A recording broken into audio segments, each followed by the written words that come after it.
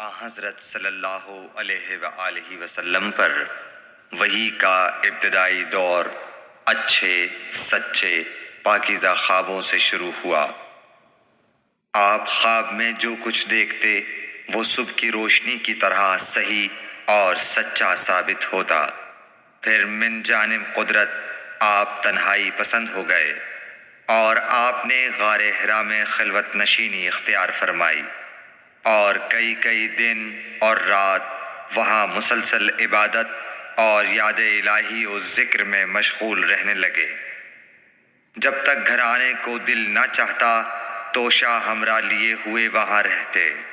توشہ ختم ہونے پر ہی اہلیہ محترمہ حضرت خدیجہ رضی اللہ تعالی عنہا کے پاس تشریف لاتے اور کچھ توشہ ہمراہ لے کر پھر وہاں جا کر خلوت گزین ہو جاتے۔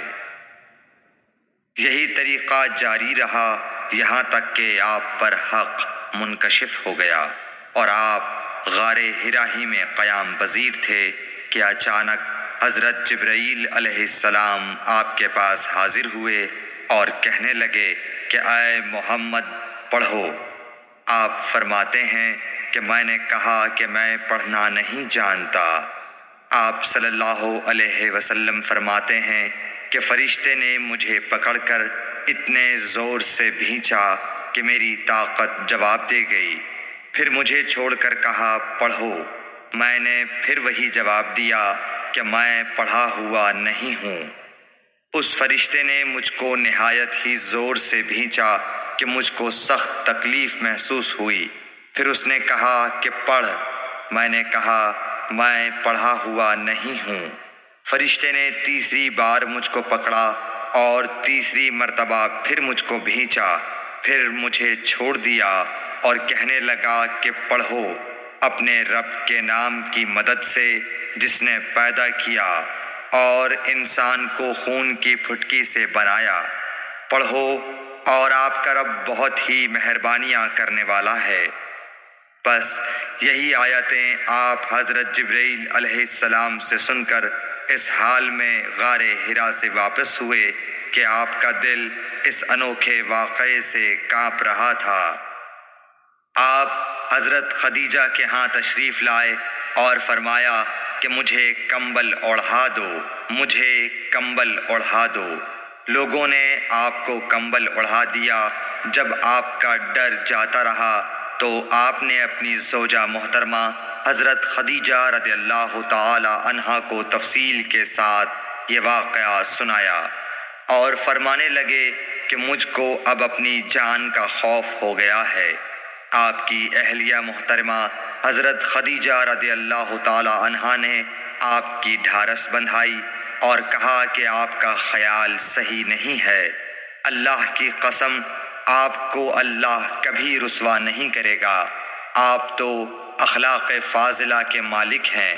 آپ تو کنبہ پرور ہیں، بے کسوں کا بوجھ اپنے سر پر رکھتے ہیں، مفلسوں کے لیے آپ کماتے ہیں، مہمان نوازی میں آپ بے مثال ہیں اور مشکل وقت میں آپ امر حق کا ساتھ دیتے ہیں۔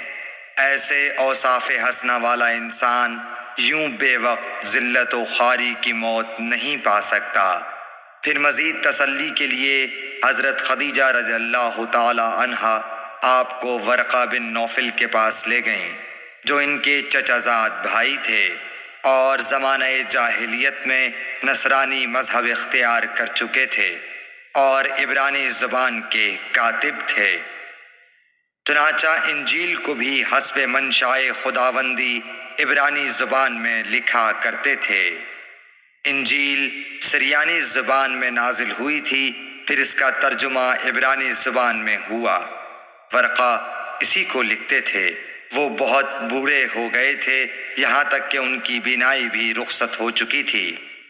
حضرت خدیجہ رضی اللہ تعالی عنہا نے ان کے سامنے آپ کے حالات بیان کیے اور کہا کہ اے چچا زاد بھائی، اپنے بھتیجے محمد صلی اللہ علیہ وسلم کی زبانی ذرا ان کی کیفیت سن لیجئے۔ وہ بولے کہ بھتیجے آپ نے جو کچھ دیکھا ہے اس کی تفصیل سناؤ۔ چنانچہ آپ صلی اللہ علیہ وآلہ وسلم نے از اول تا آخر پورا واقعہ سنایا، جسے سن کر ورقہ بے اختیار ہو کر بول اٹھے کہ یہ تو وہی ناموس معزز رازدان فرشتہ ہے جسے اللہ نے حضرت موسیٰ علیہ السلام پر وحی دے کر بھیجا تھا۔ کاش میں آپ کے اس عہد نبوت کے شروع ہونے پر جوان عمر ہوتا، کاش میں اس وقت تک زندہ رہتا جب کہ آپ کی قوم آپ کو اس شہر سے نکال دے گی۔ رسول کریم صلی اللہ علیہ وآلہ وسلم نے یہ سن کر تعجب سے پوچھا کہ کیا وہ لوگ مجھ کو نکال دیں گے، حالانکہ میں تو ان میں صادق و امین و مقبول ہوں؟ ورقہ بولا، ہاں یہ سب کچھ سچ ہے، مگر جو شخص بھی آپ کی طرح امر حق لے کر آیا لوگ اس کے دشمن ہی ہو گئے ہیں۔ اگر مجھے آپ کی نبوت کا وہ زمانہ مل جائے تو میں آپ کی پوری مدد کروں گا۔ مگر ورقہ کچھ دنوں